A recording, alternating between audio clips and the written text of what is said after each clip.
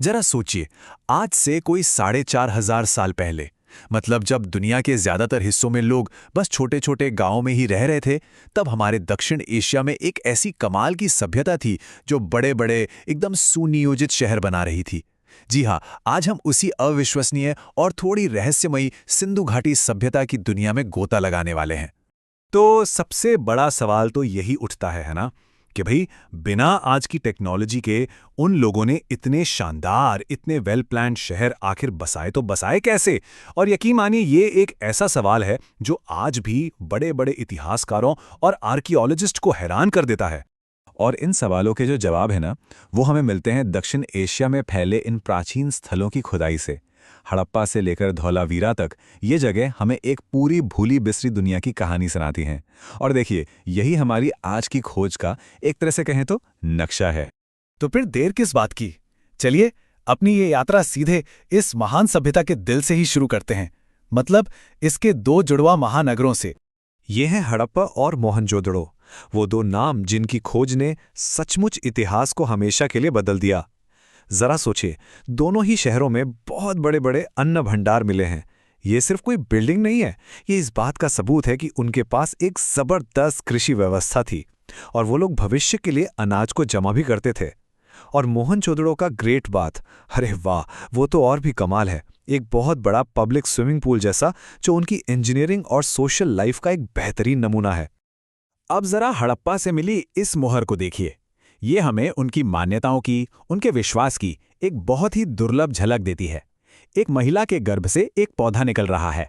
शायद ये धरती माँ का प्रतीक हो, या फिर उर्वरता यानी फर्टिलिटी की पूजा का। और अब मोहनजोदाड़ो का सबसे मशहूर खजाना, ये है डांसिंग गर्ल की कांसे की मूर्ति।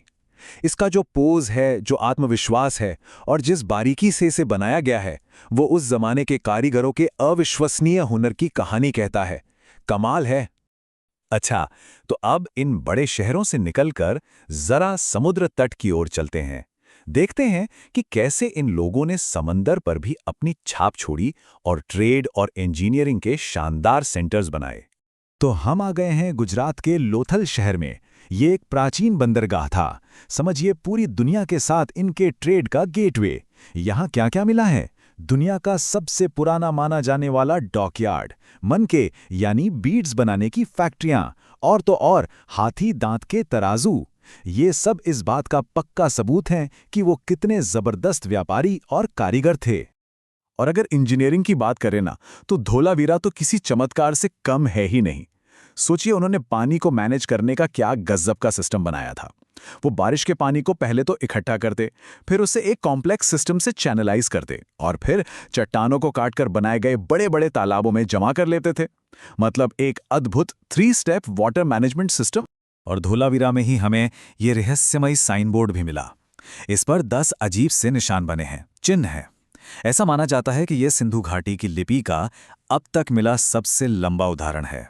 एक ऐसी भाषा जिसे आज तक कोई भी नहीं पढ़ पाया है।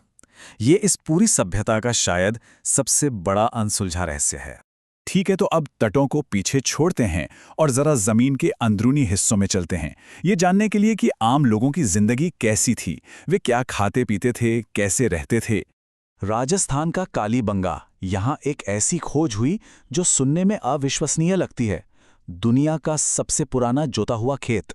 ये सिर्फ एक खेत नहीं है, ये इस बात का जीता जागता सबूत है कि वो कितने एडवांस्ड और माहिर किसान थे। और अब बात करते हैं राखीगढ़ी की।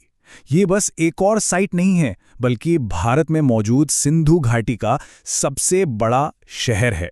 इसका जो विशाल आकार है ना, वो हमें याद दिलाता है कि ये सभ्यता कितनी कितनी दूर दूर तक फैली हुई थी। देखिए, बनावली में पकी हुई मिट्टी यानी टेराकोटा का ये छोटा सा हल मिला है।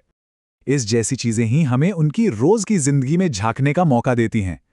हम सोच सकते हैं कि किसान इन्हीं जैसे औजारों से अपने खेत जोतते होंगे। और ठीक वैसे ही राखीगढ़ी से मिला मिट्टी का पहिया, हो सकता है ये ट्रांसपोर्ट के लिए हो, या फिर शायद किसी बच्चे का खिलौना रहा हो। तो हमने इन शहरों और गांवों की एक यात्रा तो कर ली। अब चलिए एक पल के लिए रुकते हैं और इन खंडरों में छिपे जो मानवीय पहलू हैं और इस महान सभ्यता की जो विरासत है, उस पर थोड़ा सोचते हैं। रोपड़ में एक कब्र मिली है जो हमें हजारों साल पहले की जिंदगी से सीधे जोड़ देती है। यहाँ एक इंसान को उसके प्यारे कुत्ते के साथ दफनाया गया था। ये एक ऐसी खोज है जो दिल को छू जाती है और ये बताती है कि इंसानों और जानवरों के बीच का ये जो गहरा रिश्ता है ना, ये शायद उतना ही पुराना है जितनी कि हमारी सभ्यता। तो आखिर सिंधु घाटी की विरासत है क्या? वो कमाल के शहरी योजनाकार थे, बेहतरीन इंजीनियर थे, दुनिया से व्यापार करने वाले व्यापारी थे और बहुत ही हुनरमंद कलाकार भी थे। वो एक ऐसी एडवांस्ड और जटिल सभ्यता थे जिनकी अपनी एक भाषा थी, एक ऐसी भाषा जो आज भी हमारे लिए एक पहेली बनी हुई है। सोच के देखिए, एक ऐसी सभ्यता जो माहिर बिल्डर भी थी और व्यापारी भी, फिर भी हम उनके एक शब्द तक नहीं पढ़ सकते। न जाने अभी और कितनी ही कहानियां होंगी जो इन खंडरों में दबी हैं और बस अपने सुनाए जाने का इंतजार कर रही हैं।